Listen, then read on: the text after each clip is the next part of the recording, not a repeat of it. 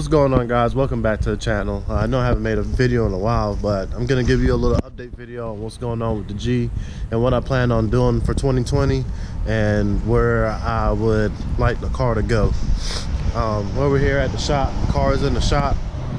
I got most of it torn apart today. I'm gonna take the motor out of it, and I'm also going to plan on figuring out where I'm gonna move everything. Why do I need to turn it back on, John? Oh boy! Black milk channel. Guys, wait, everyone! I want to let you guys know. I don't know why I film Phil every day, but he is nervous when he holds his own camera. I don't know, bro. It's different. Is it? It is different. All right. Well, hey, more power to you. All right. I don't do this all the time. All right. So what I plan on doing with the car is moving the motor back, because right now I have like 8 inches of space between my firewall and my motor, and when I did have the radiator and the turbo in here, there was a lot of forward weight on the car, and with 40 pounds of air in the tire, it looked like it was flat. So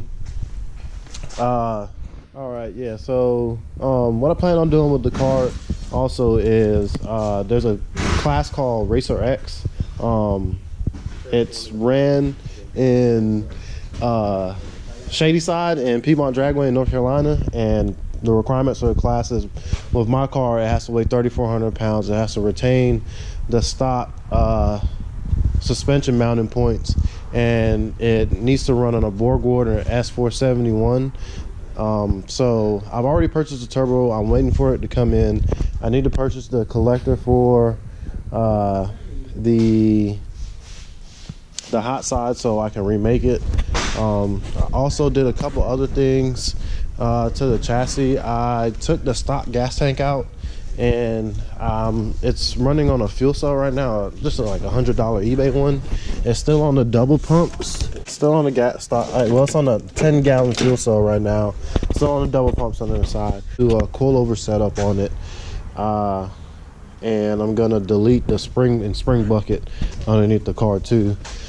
So as far as fuel system, I'm going to be running M1 alcohol. I'm still going to be on the Bosch 210 injectors. What I'm going to do is I'm going to move the battery to the back. I'm going to put a surge tank here and run a mechanical pump off the surge tank, and have the dual pumps feed the surge tank, and then the mechanical pump will pull off of that to the injectors. So pretty much that's it. I'm going to go to either a Holley manifold or a Vic Jr. with the elbow. It'll be non-intercooled, so the intercooler will be gone. The ice tank is already sold, and that'll be about it. All right, guys, so Aaron right there is about to start pulling the motor.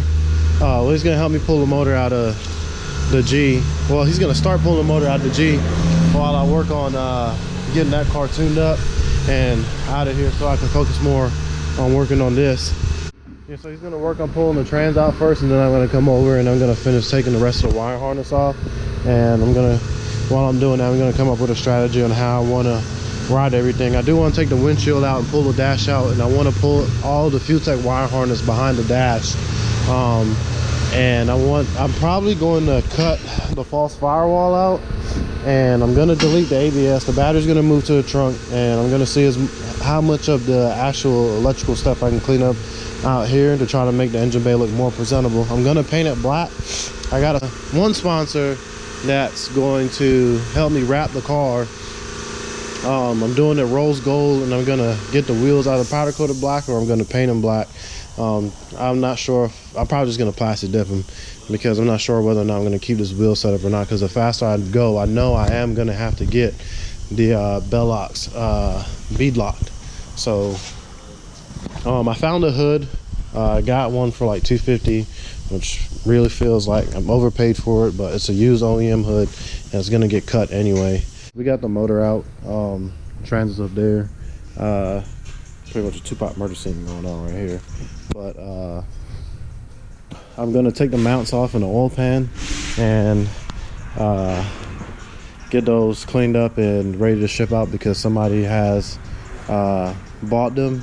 And like I said before, I am gonna chop these frame rails off, and my plan is to get the heads as closest to this point of the frame without having to sacrifice the clearance with the transmission.